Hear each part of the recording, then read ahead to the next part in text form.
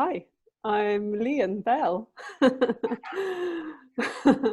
don't even know how to describe myself. Sometimes set designer, sometimes arts manager, sometimes activist, sometimes artist. Well, we'll figure out all the gaps between those things as well, Ian, as maybe that. Yeah. Come here, the way I kind of start all these is by kind of asking the person to kind of looking back now from where you are now, looking back at yourself as a child, were you kind of was the arts always going to be a place for you, do you think? Yeah, I think so. I was very lucky in that I came from a family where the arts were very important. My mother was a printmaker, so she was an artist herself. And I grew up with her, she was a single parent. So we were kind of steeped in going to exhibition openings and so on from when I was a kid. I would just be like, oh God, here we are again.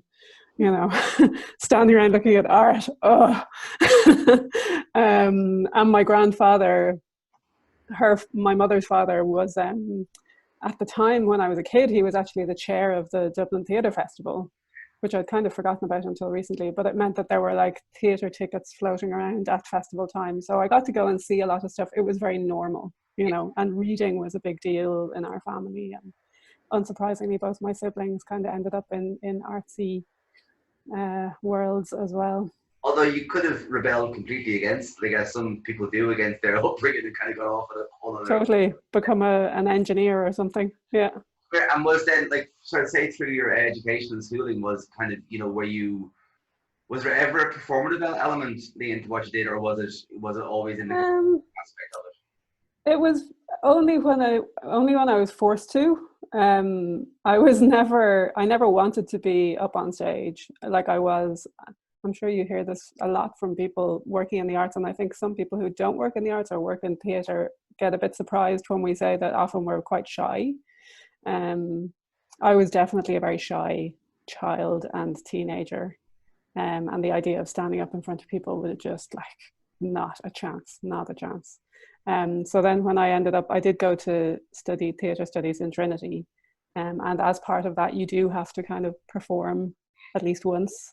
And then when I did a master's degree in St. Martin's in London, which was a lot more sort of fluid. It was called scenography, but it was kind of live art and installation art. And as part of that, I ended up very weirdly in a dance performance, which, like, it sounds very grand, played in Seville and London. But for a little while, I was a dancer, which I just thought was hilarious. Yeah. So apart from those, no, I had no intention of ever being on the stage. And then, like, as a young girl, kind of growing up, you mentioned reading. Like, what was? Do you remember back then? What was your thing? Oh, like reading everything, anything, like the back of the cornflakes packet over and over and over again. I could probably recite the back of the Avonmore milk carton.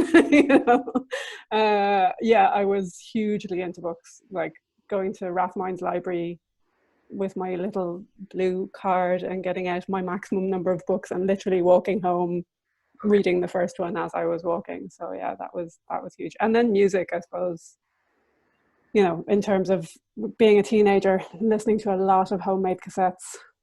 Yeah. And was there any kind of particular genre of music you were into? Well, was it an eclectic kind of?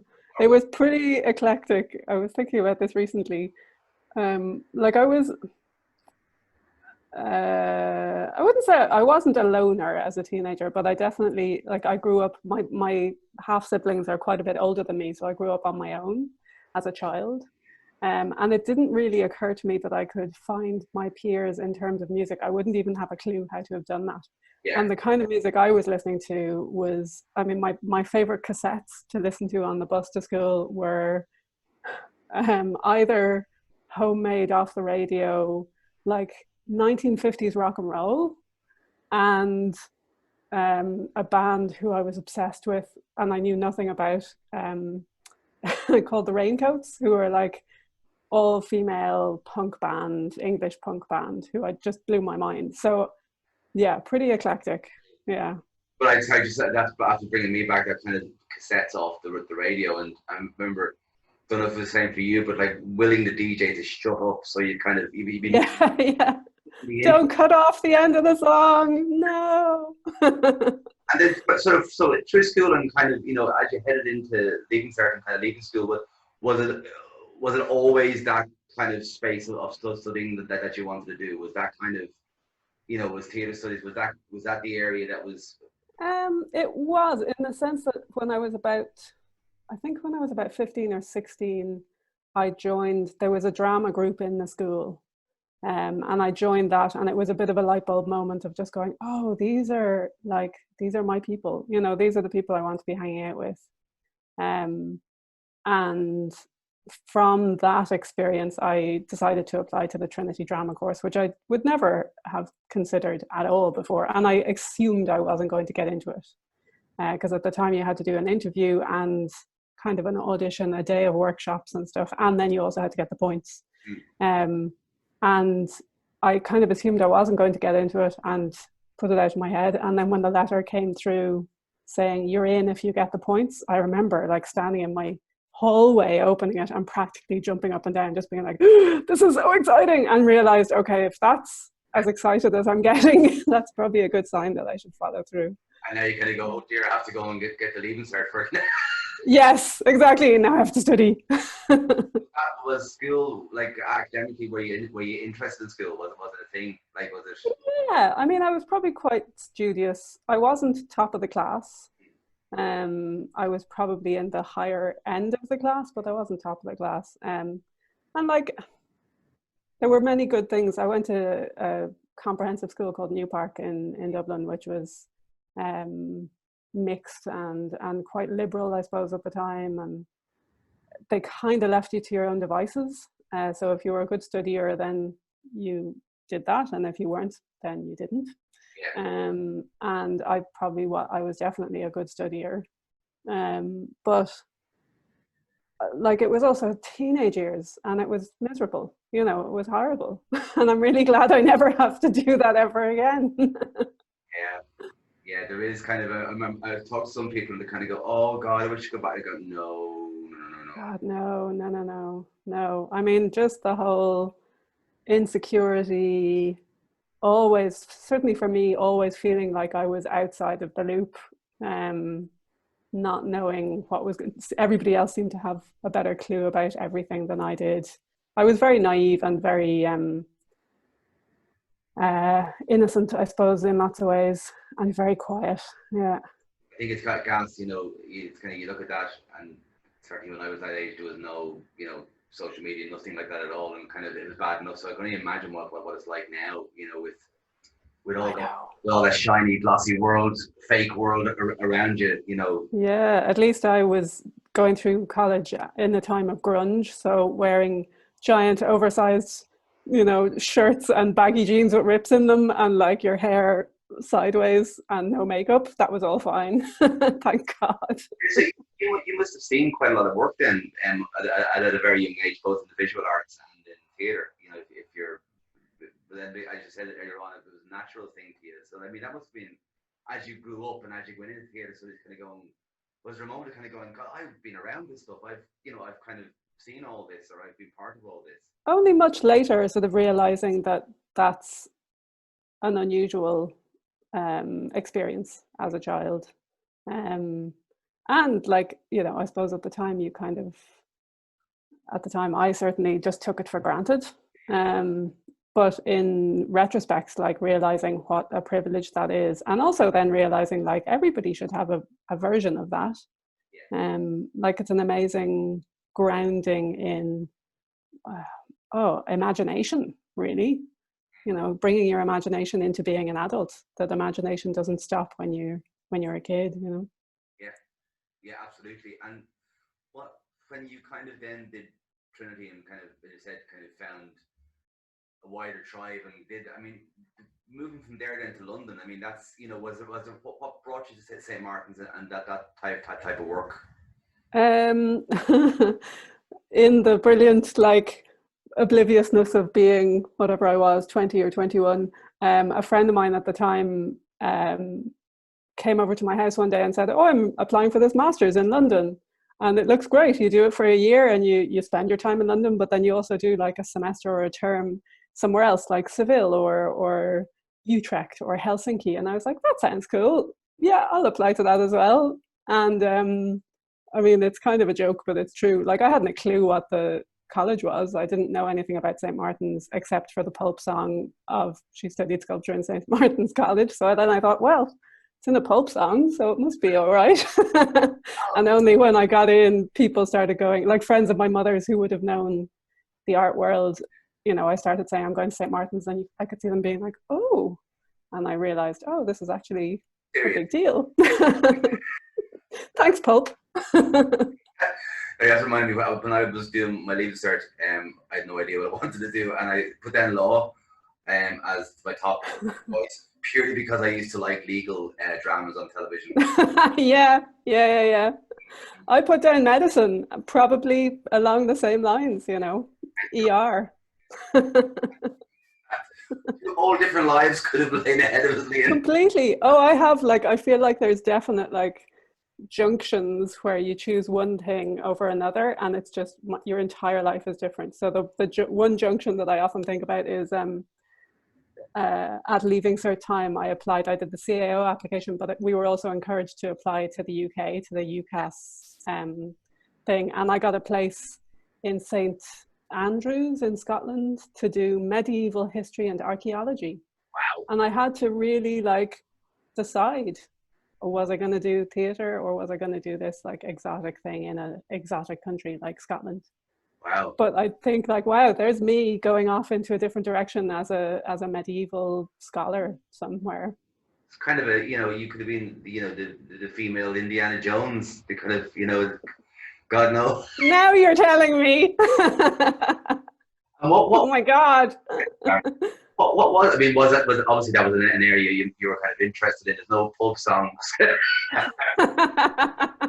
I don't even know. I think I probably just picked up a brochure in, you know, our school had an old grey filing cabinet of brochures from different universities, and we were told to look through that, and I think I just picked up one and went, that looks interesting. Yeah, okay, I'll put my name down for that. There was not a lot of thought going in there. But in retrospect, actually, like it would have been really interesting. Yeah. Well, but I would have been a very different person, I think, by the end of it. Well, speaking about that, I mean, okay, you're in St. Martin's, it's a big deal. You kind of, obviously, I'd say, you know, that was a very different experience, or, you know, I said the people around St. Martin's will be a different tribe than, say, we would be around a theatre. I mean, similar type people, maybe, but like, I think it's probably a much wider cabal of people, I'd imagine. Yeah, absolutely. And the course I did was I mean, St. Martin's, as far as I can make out, is very interested in the points of crossover between different art forms and the experimentation between different art forms. So the course I did, which was called Scenography, the kind of people were in it. Firstly, it was very international, really international. But then different people from, you know, everything from sort of, I suppose I was kind of a set designer at the time. There was a couple of other set designers. Then there was choreographers, visual artists, video artists. There was a whole mix of different types of people, TV production designers. And one of the things that it did for me, that course, was I really liked our kind of the head of the course, which helped. And he really, the way he set kind of projects or essays was, you know, here's your reading list. Okay, there's this, that, the other book. Then there's these films. Then there's this video game. Then there's this graphic novel. And I just suddenly was like, oh, you can get your inspiration from anywhere. Oh, now you know, just all of a sudden it was like widening the lens of going, oh, I can go into a junk shop and get inspired off the things I see on the table, as well as going and reading some heavy, you know, Foucault or whatever. All of it is open for inspiration. And had you, when you said you were set, like what had you been practicing kind of in college? You know, not maybe practicing, but had you been kind of working as a set designer when you were in and around Trinity? And yeah, I was. For most of the time in college, I was spending most of my time in Players in the Drama Society, which was an incredible grounding. Like it's, you know, here's your own little theatre, go and do whatever you like. Amazing. So I was a techie for most of the years. I was like a lighting techie and went into lighting design. Then I became the tech manager in Players for a year. And then through the course that I was doing, you have to try different things, like you to try a bit of set design, bit of directing, bit of whatever else. And I did set design and went, oh, this is what I want to do. So then started doing a lot of design for Players and the Beckett Theatre in Trinity. And then the year after college, I just did, I started a little theatre company with some friends, and we made a couple of things together. And so I felt I was a set designer at that point. And it's because it's interesting chatting to you and kind of, you know, knowing your career since then. I mean, that like you had the experience in St. Martin's, and indeed the experience in Trinity, you know, that piece of, say, the internationalism of your career, the kind of the growing activism kind of more recently, but also technically across many different areas of the art form. I mean, that seems to, St. Martin's in particular, seems to be, from chatting to you, seems to be a real kind of grounding in that, or grounding is probably the wrong word, but kind of an eye-opener in absolutely. Yeah, and I think the other big thing that happened at the time, I mean, I think for a lot of people, those years, certainly for me, the years of like sort of 18 to 22 or so, were hugely formative. And I didn't even know how formative they were until, you know, I look back at them now. And things like the people that you meet and the contacts that you make that you don't even think of as contacts or a network, that all that sort of still holds true many years later. But one of the other things that was hugely important for me was at the end of my first term in Trinity. So coming up to Christmas, I'm from Dublin, so I was staying in the city while it seemed everybody else, all my friends were leaving to go home down the country. And I came across a little notice on a notice board in the Beckett Centre in Trinity saying, you know, we are a theatre company doing a small festival and we need some volunteers over the Christmas. And I thought, you know, why not? I've got nothing else to do.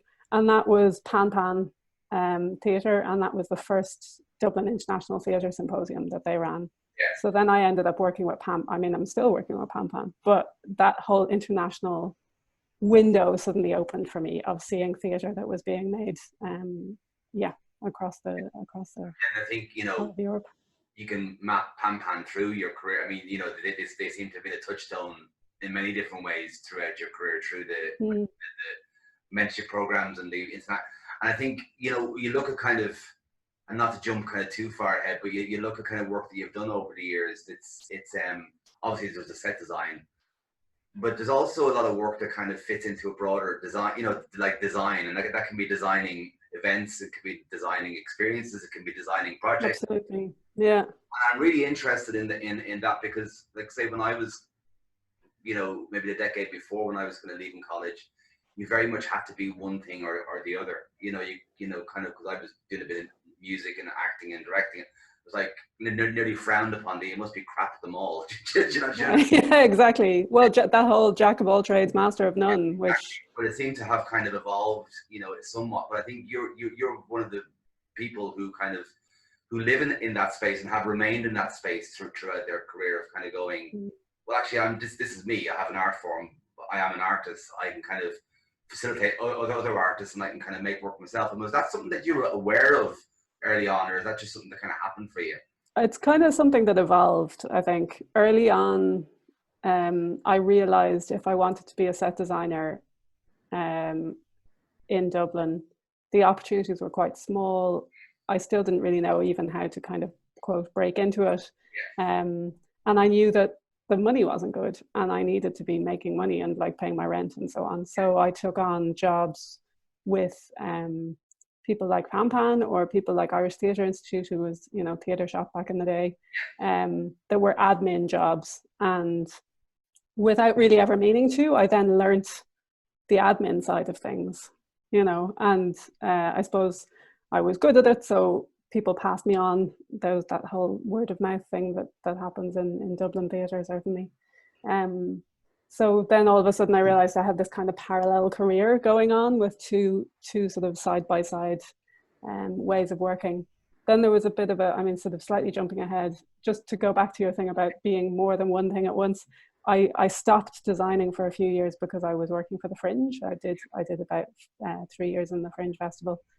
And then when I came out of that and sort of not quite announced to the world, but certainly announced to myself, okay, I'm going to be designing again. I remember having a conversation with somebody who I won't name, who was like, that's great. So now you're going to be a designer again. And I was sitting there going, no, I'm going to do some of that, but I'm going to keep doing the other stuff as well. And one of the things that I did at the time that really helped me and helped me articulate to other people what I did was make a website that literally is like, Lian is a set designer and an arts manager. And if you click on set designer, you go into all the stuff about my set design. And if you click on arts manager, you go into all the stuff about my arts manager. And it sounds really obvious, but as soon as people saw it, it was just like, oh, I get it. You do both. Yes. Yeah. No, yeah. It's kind of, and you know, the website's a great example of a certain separation that kind of, you know, the more and more people in the arts you kind of get to talk to or facilitate or kind of, you know, work with or whatever, it's a lot of it is about depersonalizing yourself from your profession in a way. I mean, obviously it's often from you, but like that, you know, it's, I'm Lian who does a rake of these things. It doesn't mean that all of them is me, you know. And I think that's but could we go back to the set design then? So say when you came out of college or came out of that kind of wider college and MA space, and like other companies, like, you know, there's Moonfish, there's the Corn Exchange, obviously there's Junk Ensemble and Broken Dog. But I mean, there's a kind of, did you find yourself having an aesthetic that you like were working in? Do you know what I mean? Was there a kind of a, not a style, but what was also work for you visually, or, you know, coming from St. Martin's scenography that you were drawn to? Yeah, definitely. And I do think I definitely have a style. If anybody sort of looks at the stuff on my website, there's definitely things that I'm drawn to over and over again. One of the things that I realized coming out of St. Martin's, but also over the years, was that I don't tend to get my inspiration from theatre. Like if I'm starting a job and amassing visual imagery that's creating a kind of a world or a language that I can then share with the company I'm working on, I tend to go to visual art and I tend to go to installation design but like, yeah, painting and you know, very sort of, I suppose in some ways, traditional visual art as well. For some reason that connects with me aesthetically in a way that, like, I can appreciate good theatre design, and I can see how it might work or might not work, but it's not the thing that makes me go, oh, you know, yeah.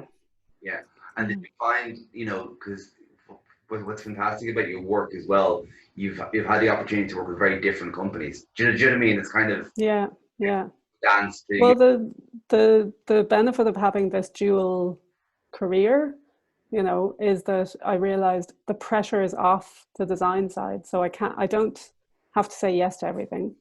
And also I'm like, I realized over time, I'm not interested in, as a designer, I'm not interested in the kind of work where I'm trying to create a real space. You know, I'm not creating a living room or a kitchen or the spaces I'm interested in are abstract and are emotive, I suppose, or atmospheric rather than literal. Yeah. So then it meant that I could choose, when somebody came to me saying, you know, we'd like you to work on this show, I could choose the things that I wanted to work on, which is a huge privilege, but also means then I can kind of be picky. In a nice way, of course. I mean, even the language though there that you're using is kind of, you know, working on a show rather than design being a kind of not an enforced thing, but a part of it. Like, you know what I mean? It's kind of that it's kind of growing. Like having seen an awful lot of your work, it's kind of that it's the emotive word you use there is kind of would be kind of key for me looking at your work. That it's kind of it's emotive of a time and space, and like some of your work obviously hasn't happened in you know, regular theater spaces. And do you find do you have a preference, or does it depend on the show? Like, I definitely, well, the things that I've realized that I prefer is generally working with theatre companies that are making the work from scratch. So it's not a text. It's very rarely a play text that is like, right, we're doing this play. I've pretty much never worked on an existing play. A couple of times I've worked on new plays, which is a different thing because it's still fluid. And yeah, outside of theatre spaces, I find really interesting, like non-theatrical spaces. And I think a lot of that is to do with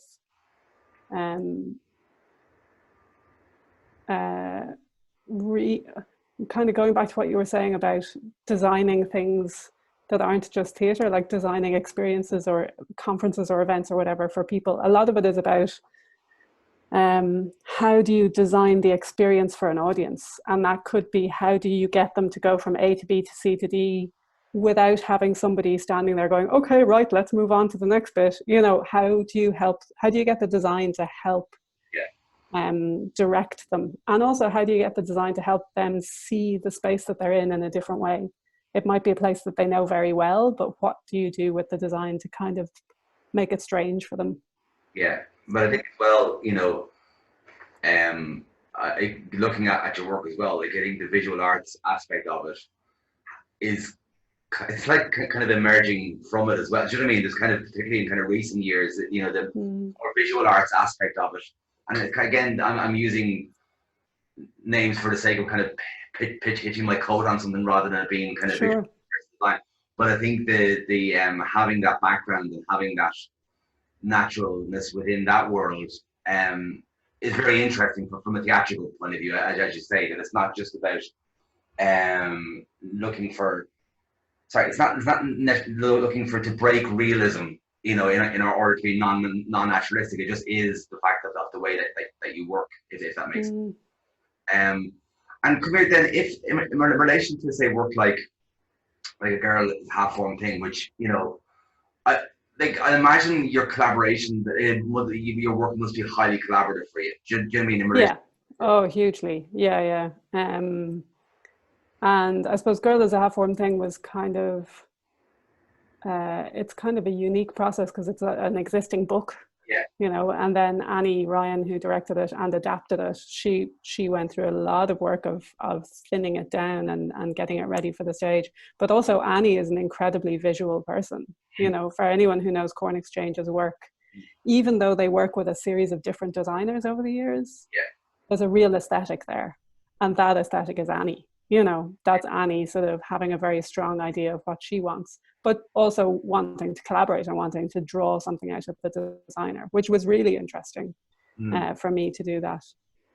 But all of those, each new relationship with a new director or a new set of makers is really interesting because you have to create a whole language between yourselves, a visual language. And then, you know, maybe the second or the third show is a little more fluid, I suppose, because you have references and you have experiences and things that you've gone through together that you can pull on. But that first collaboration with somebody new is actually quite, I find, really interesting because it's about creating that language together and how you communicate visually together. I mean, it seems as well that, you know, and that there's, that's the best way of phrasing this, that there's a drive towards invisibility in your design. Do you know what I mean? That it's not about... Yeah, there's definitely a minimalism. Yeah. I mean that as a huge compliment. I mean, yeah. It's about that kind of, like, I mean, I've in my time composed and kind of soundscape music. One of the best compliments I ever got was, "Oh, is there music in that?" Yeah, absolutely. Yeah. My ego went. All that work. On my artistic side went, yes, you didn't notice it, grand. Yeah. Is that kind of, and not a struggle for you, but is it like, do you kind of have that, you know, sculptor piece of kind of keeping chipping away at something to see how much you can kind of take? Absolutely. Yeah, how little you can do, really. I mean, for better or for worse, I suppose I've come through an era in Irish theatre where there hasn't been a huge amount of money, and that has necessarily made design in particular just concertina back to the bare minimum. when you go abroad and get to see work internationally and, you know, get to see 15 people on stage and a full set, it almost feels like overload, because we're so used to seeing a bare black stage with 2 people, you know. So I suppose some of it's to do with the practicalities of, okay, we've got $3,000, what are we going to do with this? But a lot of it for me is also to do with working out what the essence is, you know, working out what is the thing that you want to say, or what is the thing that I can put in this space that will create an intervention with what's going on with the actors or the text. And how can I do that in the simplest way possible? Because I personally really don't like going into a theatre with like design for the sake of it. Like sometimes it can be fun, and like there's a big revolving stage, and then a whole, you know, 5 minutes before the end, a giant new set piece comes in that you haven't seen yet, and you're like, wow, there's another 10 grand. That's cool. You know, I've never had the luxury of having that kind of a budget to work with, but also I don't know how I'd even do it if I had. You probably buy it all and then take it all out over yeah, exactly. Just put it aside. No, we just want the black stage again, thanks.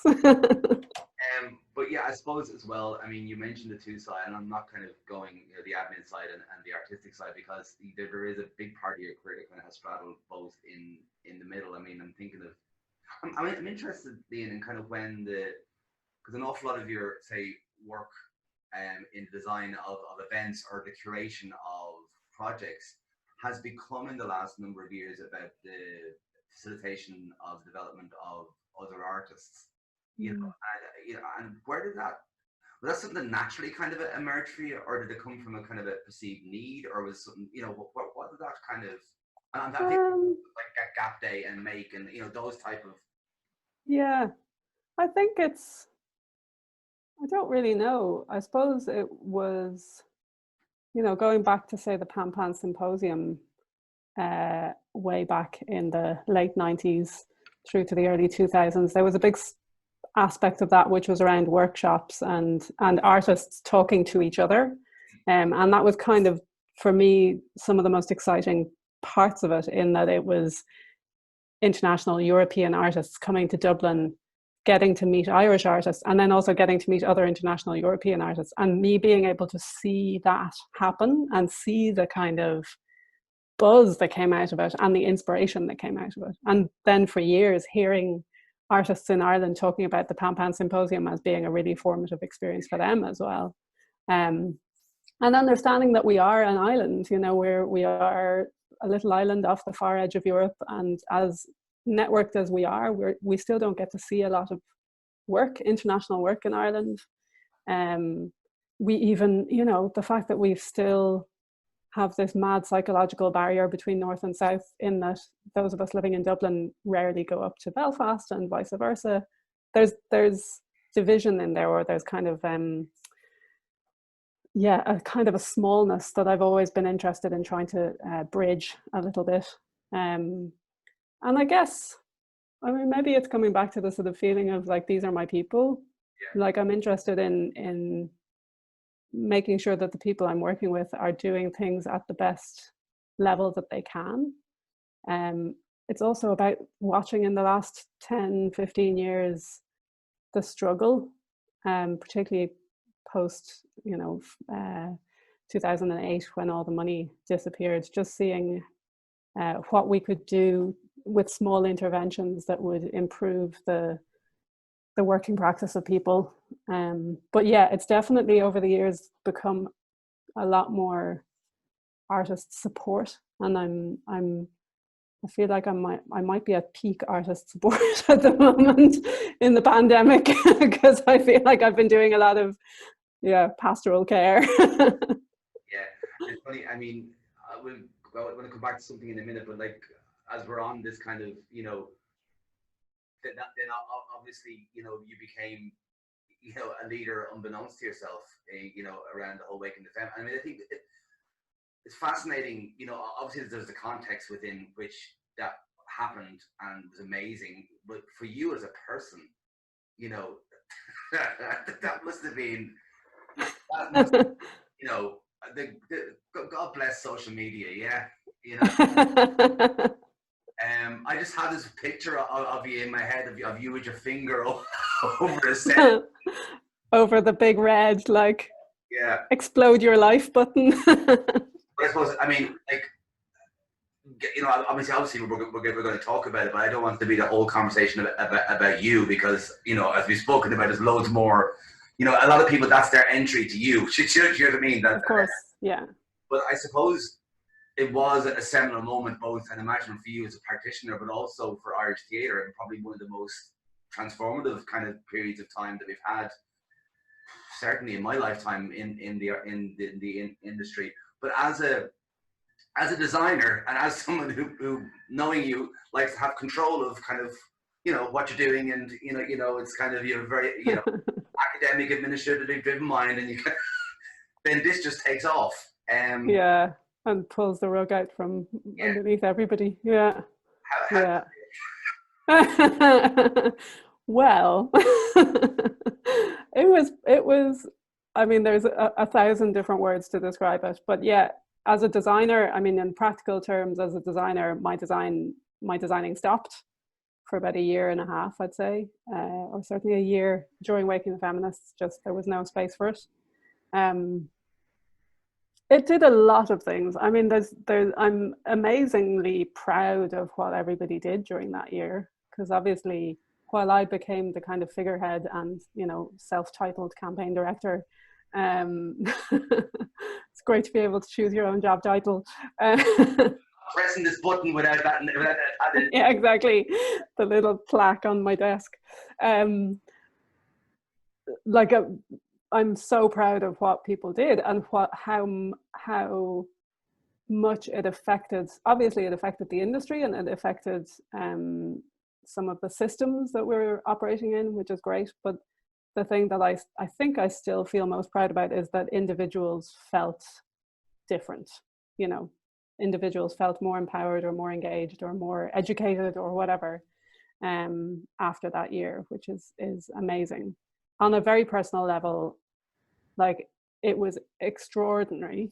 It was an incredible experience. Like, I changed and grew more than I realized during that time. It was also absolutely exhausting. Like, really, I've said this a few times to people, but I'm a hard worker and I work on many things at once all the time. And I always had the possibility of saying, oh, I'll just work a little bit harder to get that done. And that's always been possible. And then with Waking the Feminists, I actually hit the edge of my energy. Like, I got to the edge of it, particularly around the very first event. I was absolutely shattered, and like to the point of having to just about get home to bed in time to collapse and run a fever for about 12 hours after that event and be delirious. Like, I was actually at the edge of my capacity. And that was a real,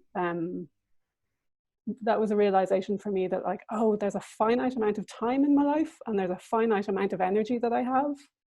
And I've seen the edge of it. Right, what do I do with that now? You know, it's not just going to go on forever. I can't just keep adding things to my work. So that was exhausting, but also a really valuable lesson. And then also, like,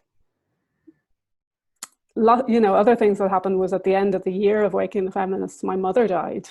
So just at the point of already being knackered and exhausted, then suddenly having this whole other level of, you know, being swept aside and your head turned, and the exhaustion that comes with grief as well. So then there was a good, I'd say, year and a half of coming back out of it, you know, at least coming back out of all that. And professionally, it took me a while to go, like, oh my God, what am I now? You know, what do people see me as now? Because obviously, like you said, for a lot of people, that was their introduction to me. And again, I think Irish people, I don't know if it's just Irish people, I think Ireland were particularly prone to it. We like to say, this is Lian, she's a set designer. This is Lian, she's you know, that there's your little label and that's it. So then it was like, this is Lian, she's a leader and an activist. And I came out going like, oh God, I'm a leader now. Like, what do I have to lead next? Like, where do I go? And it took me a while to be able to just go, hang on a second, you didn't ask to lead that thing. Like, it's great that it happens. Yeah. But you don't have to be like a leader in that sense ever again, unless you want to. Yeah. So realizing that other people's impression of me had changed quite a lot, and then trying to recalibrate my own impression of myself and trying to work out where my work might be directed now. It was fascinating. I feel like I've slightly digested it now, but like it took a long time. I mean, there's one of the things you said there, which is one of the, I suppose, I think, again, I don't know where it's particularly Irish thing, but maybe it is because we're a small country with small system, and I don't mean small as in less important, but just, scale. But, we, in the arts particularly, we talk about policies and we talk about structures, we talk about infrastructure. You kind of go, at the end of the day, that's all BS. It's about people, it's about kind of people make things, or, people. And I think that was one of the most powerful things, and the way it was developed and driven, the whole Waking the Feminist thing, was it actually changed people's attitude to themselves, not necessarily to, and then obviously to the wider industry, but it kind of, the empowerment around it was just extraordinary. It really, really was. But also you spoke about in St. Martin's about that kind of, blinkered off. It was also a blinker off moment for everyone, kind of going, this is not all normal. Do you know what I mean? This is all this behavior that we just kind of is in existence for donkey's years is not normal. Do you know what I mean? Yeah. And it's changeable. Yeah, and has to change. Yeah. But I think that's I always find that really interesting, is that, even now in the midst of kind of, emergence from COVID and the problems in the arts, and I also think we're never going to have another opportunity to kind of look at all those, and really, if nothing changes in the next year, then it's our fault, because you can't keep moaning about things. And I think that's something that you deserve huge credit for on a personal level, is in sending, and I'm not making light of it at all, it is in posting that, that statement up and standing behind it, and, driving those conversations, because they were conversations. So it wasn't like a campaign where it's Lian wanting to change the world. It was kind of you going, what the hell, what? Yeah, exactly. Oh God, people are listening. also the interrogation was kind of going, everyone going, yeah, it doesn't make sense, sure it doesn't, rather than it being throwing bricks, which I think was kind of, the bricks threw themselves, and they were already in flight. But I just think but I think the personal toll, I'd imagine, was kind of huge in relation to that, figuring out when you're coming out of it, going, okay, is that over now, or what do I, that. Yeah. And it's like, it did feel like someone, picked up my life and shook it and then put it back down, and I was just like, what am I now? But it was also, I mean, the amount of learning that I had to do during that year was really, like, I enjoy learning, and I enjoy, over the years, I've taken on jobs where I'm just like, wow, I haven't a clue how I'm going to do this, and it's just been this incredibly steep learning curve, and I've managed to do whatever it is. But that was like unprecedented learning curve. But now, looking back in retrospect, I'm like, Jesus, I did it. I learned a huge amount personally from, like, what is feminism? At the start, I would have been like, yeah, I'm a feminist, I think. And not had a clue what it was, and also felt like a total fraud in lots of ways, because I hadn't read any of the feminist books, and I felt I was maybe one step ahead of some of the people around me, because I was just reading really heavily and trying to educate myself very quickly. But then also the practical stuff of things like learning how to speak in public. As somebody, going back to what we were saying, like, I never wanted to be on stage. And learning how to do that, and realizing, like, oh God, I'm in a meeting with, like, people who I have respected from a bit of a distance for years, who are the heads of organizations and maybe the Arts Council, and I open my mouth and everybody's head swivels towards me and they're all listening, and I'm just like, oh shit. I'm not used to this at all. Like, just having to find a way of making myself feel comfortable with that, and then using it as well.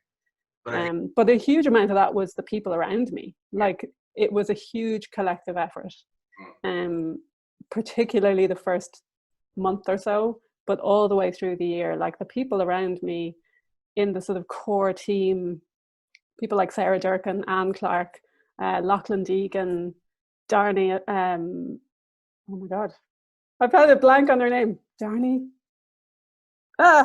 Anyway, sorry, Darnie. Yeah, like, people who just were able to kind of go, yeah, of course you can do it.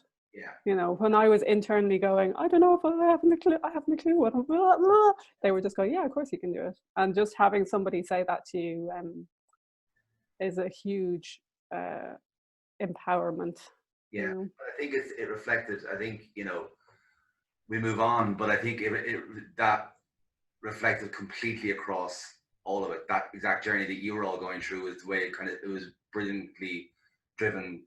Campaign is the wrong word, but it was for people. You know what I mean? It was kind of everyone exploring themselves, and that's what gave it its power. You know, and I think, and also gave it its longitudinal effect in our industry, but also I think in the way we reflect as individuals within in the industry as well, to each other and to the outside world.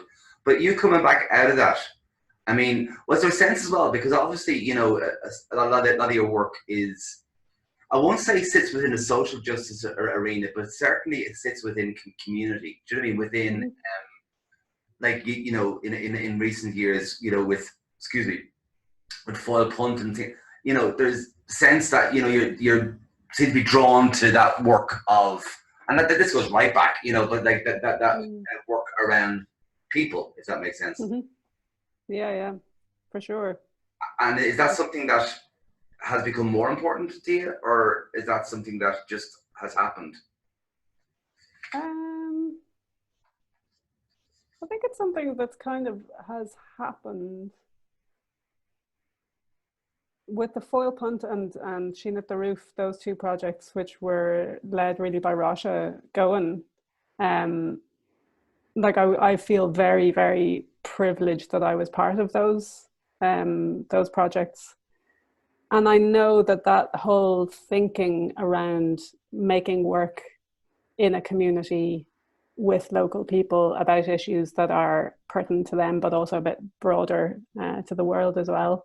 Obviously, it's something Rasha was hugely passionate about, but I feel like in Ireland, and certainly in Dublin theatre over the last maybe 10 or 15 years, we've seen a lot of that in a really great way between Broken Talkers, Theatre Club.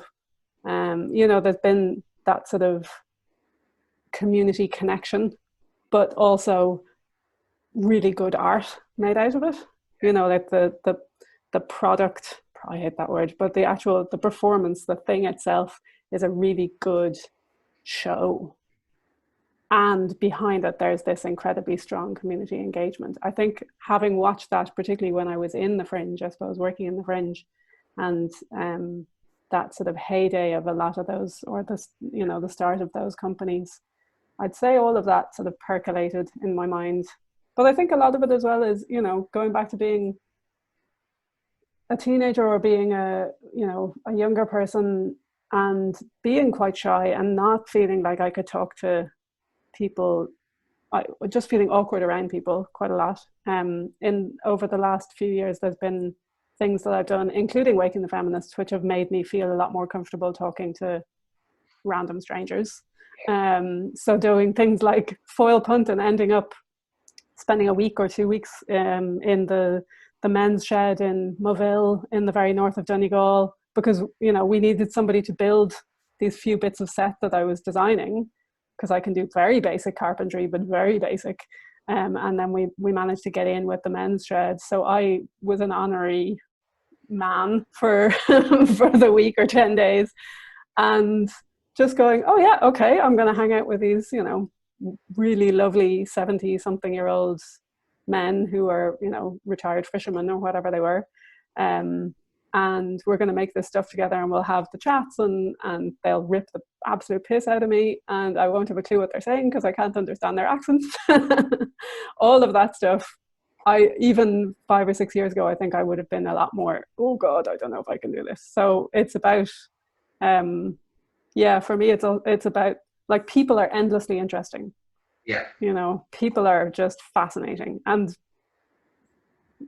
maybe I was fascinated by theatre people for a long time. I still am in many ways, but I'm also fascinated by non-theatre people. And this is a real luxury to be able to use the theatre and the work that I do to tap into different types of people. And you work, like, say, even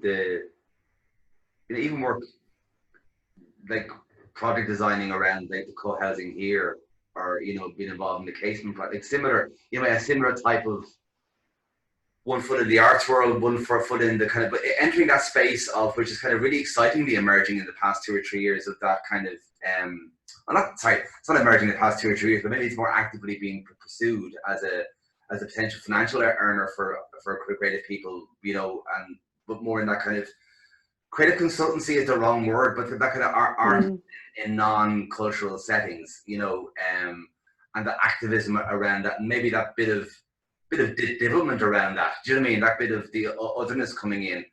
And also for you then in recent years, that you've the kind of the pure visual arts aspect of your work, photography. You involved in an exhibition last year, is that right? In the Glucksman gallery, yeah. And was that something kind of going, right, I want to do this now, this is something I kind of am actively pursuing, or is one of these things just happened?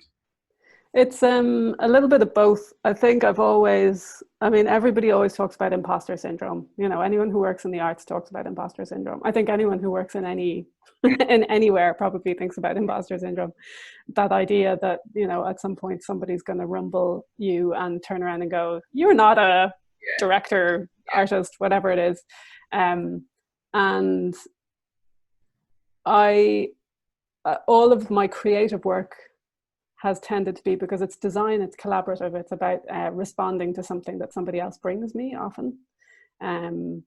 Even though I have a very creative role in that, it tends to be somebody else's project, and there's been bits and pieces over the last number of years where I've gone, no, I think there's stuff in me that I want to just get out in whatever shape or form. And I don't know what that form might be, but I don't think it is performance. And some of the things that have, being sort of accepted as an artist, like, it's very hard to sort of say, I am an artist. That first couple of times you're like, oh my God, the back of your head is just going, you absolute muppet. Like, you're not a fucking artist. Stand down. But then, for example, for me, I got a residency in the Cultural Centre in Paris a few years ago, which was kind of mind-blowing. Like, the experience itself was mind-blowing, but just being given it was like, oh my God, they value me, and they've kind of listened to me saying, I'm an artist, and they've gone, yeah, you are. And that's just completely thrown me now. So the permission to be able to do that, even though I shouldn't need the permission, sometimes the permission really helps. So I've been really lucky in the last few years to take a bit of time to just make some things for myself. And I feel like, if you could see into my laptop at the moment, there's a ton of things that are, I don't even know what they are. They're bits of writing, they're bits of photographs, they're things that I've made physically. And I still don't even really know how to get them out or where they will go, because I still, in my mind, I think maybe it's from growing up with a visual artist and going to all those gallery exhibitions, thinking like visual art happens in a gallery, even though, I know, of course, visual art doesn't necessarily happen in a gallery. I still have that, like, oh God, now I have to think about putting things in a gallery. But I'm sure these things will come out in some shape or form over the years. Get a sense you're creating a third tab on your website. Absolutely. Yeah. There's like the artwork tab now. Yeah. But I mean, obviously as well, which is exciting, you're still very much involved in set design. Over the last couple of years, you've done, with Redemption Falls and then with Pete, and is it, I mean, obviously they're two amazing productions and two very different, types of kind of work. But Totally. is it a sense? I'd imagine it's very exciting when you're kind of when you create more pods to kind of to jump into. Do you know what I mean? You're kind of going from creating an installation where you kind of walk maze in the central in Paris to doing a photography exhibition in the Crawford to then you know what I mean? That's exciting. It all feeds. I think for a long time, I mean, we keep coming back to it, but that sort of idea of being slightly siloed in life, of like, here's my administrative hat, and then here's my design hat, and now there's the artwork hat. And I've felt and I often in my life and just in myself feel quite siloed until like only in relatively recent years gone, hang on a second, that's bullshit. Like I am the consistent thread through all of these things. And just because you know, over here I'm running a conference for somebody else, and over here I'm taking photographs, there's still a common denominator in that, which is me. You know, and they're not separate boxes, and they all feed into each other, and they all things that percolate in one sense get carried over and brought into something else. So yeah, for example, say the Co-Housing Here conference, which was essentially some interesting architects who came to me saying, we're interested in collaborative housing and we want to do a conference, and we've never done a conference before. Could you just run the conference for us? And I worked with them. So they put in the content, but I helped them shape it and did all the practicalities of things. But then I learned things from them and learned things from the idea of collaborative housing, which then I can bring on to how I talk about a particular show, or how I think about some of the photographs or the drawings or whatever that I'm doing. Like realizing in my own head, I need to kind of take down those partitions between the different parts of how things work, because everything feeds into each other. Yeah, I mean, I think you're absolutely right, and onto something, and something that I've struggled with myself over the years, trying to find that kind of, and it's about yourself. It's not about anyone else giving you permission. Yeah, exactly. Realize that it's kind of going, oh, that's so easy and so scary.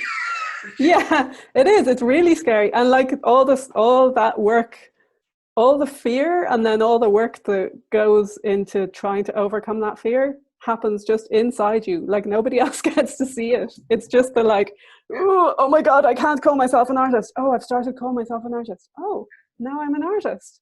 And nobody else sees any of that happening. It's all just going on in your head. I've really changed. We haven't. Yeah, I know. I have. But the sense as well, though, of the design element through all that, and the artist kind of through all that, and a word is not kind of, I mean, the more of these conversations I'm doing, which is really fascinating, talking to different people at different stages and in different art forms, that word research, and I don't mean active academic research, but that all practitioners, whether they be people running places, administrators, technicians, artists, their life journey is kind of very similar to a scientist. Even though they might publish, to use that kind of analogy, they might publish papers or theories throughout their career, but they build on each other. And I think the arts, we don't use that framing enough in kind of going that of course you're not going to be the designer you were 20 years ago. You're not the person that you were 20 years ago, and that's okay. And I think there's a sometimes perception of a glorification of the new and equating that to the young, which is important, but that you can also have new stuff that's emerging from someone who's been in a career for 30, 40, 50, 60 years. That's kind of... Absolutely. And that you, I mean, yes, I can't be the same designer I was 20 years ago, but there's still things that I am interested in that I was interested in 20 years ago. There's still... I get the same buzz from certain ideas. Yeah. And I'm still researching them, like you say. I'm still adding bits to them. I'm still going, oh, that kind of connects in, so then it turns into 20 years of thinking about that one idea. Yeah. Which may not, I mean, Pete is an interesting example of that, in that, Pete is it's a show for 8-year-olds. It's essentially about death. And Kate Heffernan, who wrote it, and Tim Crouch, who directed it, talked a lot about objects and your relationship with objects, and we talked about sort of inherent, you know, stuff that gets left behind after somebody dies, and it manifested in the end in this Kate's sort of premise was the idea of two kids digging down in a bog and finding things as they went along and trying to work out what the things were. But a lot of that came out of those conversations about inheritance or objects and our human relationships with objects and the lives that objects have of their own. And that, like, I'm endlessly fascinated with objects and the human relationship, and then the how objects stay after we've gone, but the essence of what brought all those objects together is gone. And that, like, literally, I wrote my thesis in St. Martin's around that, Okay. you know, 20 whatever years ago. So there's a thread of thought that even though it's changing and permutating and being added to over the years, I'm still fascinated by that. And that's like one little line of stuff that goes on behind the scenes in my head. I'm like, great, I can do another thing about objects now. So anyone who wants to do a show about objects, I'm in. But also as well, I'd imagine, you know, you mentioned the kind of sliding doors thing about kind of choice, you know, but there's also, I'd say, in every designer, in every collaboration, there's stuff that kind of gets put to the side before it's even discussed, before it even leaves your head. Do you know what I mean? So it's kind of, that's not this project. The project, the project might have triggered that idea, but it's not, you know, and that I'd say the administrative mind comes in handy with that. Do you know what I mean? There's not kind of, you kind of have to, a good filing system in your brain, I'd imagine. I don't know about that. But like, you know, something like, say, Gap Days then comes out of that, which is, you know, the idea that, God, we're all so busy. Like, basically, Niamh O'Donnell, who was running Mermaid at the time, came to me and said, I'd like to run an artist support program, because the Arts Council have announced this tranche of money. I'd like to put something in. Can you imagine something for me? And I was at the time working on 3 or 4 projects at once as normal, and just thought, like, Jesus, all I want is a day, guilt-free day, to sit down and maybe look through some of my old notebooks, or pick up the 1 or 2 books that I've had for 20 years that I still get a buzz from, and just get some of that, like, sort of restock the pond, I suppose, you know, just feel like I'm remembering why I love this and get excited about it again. But to do that in a way that I feel like I'm not taking time off to be creative. So that's what Gap Days was. It was like, okay, I'll just pay you 200 quid. So you've got a chunk of money, bit of space, bit of time, and you can do whatever it is you need to do, you know, and it could just be flicking through old notebooks. And the response that people came back with after doing that, like, pretty much unanimously, everyone's like, oh my God, that's just amazing.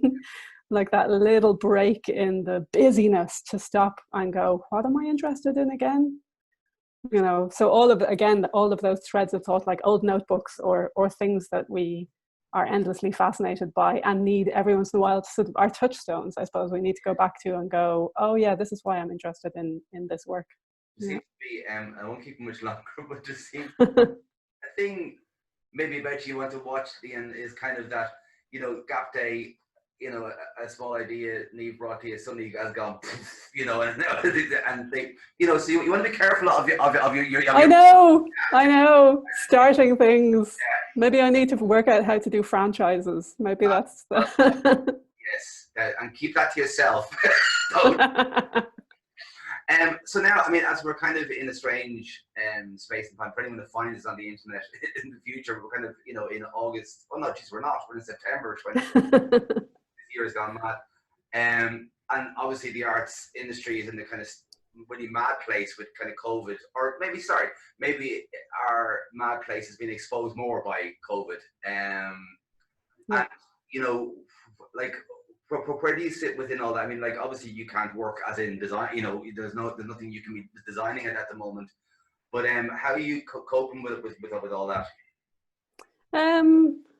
It's been very up and down, like with everybody. I mean, emotionally it's very up and down. It's I feel a bit more stable in the last month or so. Thankfully, work-wise, I've actually been kept fairly busy, because things like the Pam Pam mentorship and the Gap Days program and stuff can keep ticking along to some degree in the background. I think what I'm really interested in now you know, there's been so many things lots of people have been talking about around the positive sides of what's happened. You know, obviously not diminishing the negative aspects of everything, but things like one of our Gap Day group, we've now, every month we have an online just get together to check in and go, how are you getting on? And it's lovely because it's, you know, 20 or 30 people all around Ireland who are getting to know each other a little bit and talk about what's going on for them personally as well as professionally.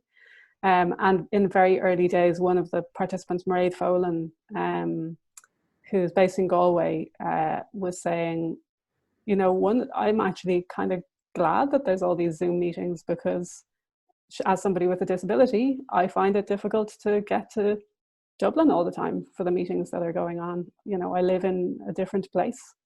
And all of that kind of thing of access that's been able to change because of COVID and the online stuff.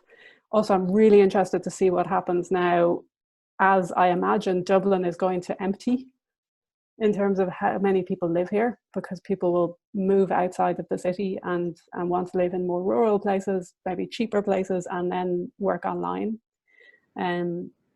How we're going to keep our network and how we're going to foster all the work that's going to happen around the country. I think that's going to be really interesting. So I suppose I'm still, I'm keeping the sort of access thread of thought that Waking the Feminists would have started around, you know, who gets to tell the stories, who gets invited, or who gets the space to tell their stories. And now thinking in a post-COVID world of like, who gets access to making art? Because it's going to be a very different world and quite exciting, actually. Yeah, no, I mean, it's interesting because I don't know, it's kind of, I'm always fascinated in, you know, the transactional language that we kind of all have inherited in the arts, or kind of, you know, that even that's phrase of kind of getting or giving or, you know, bestowing or whatever.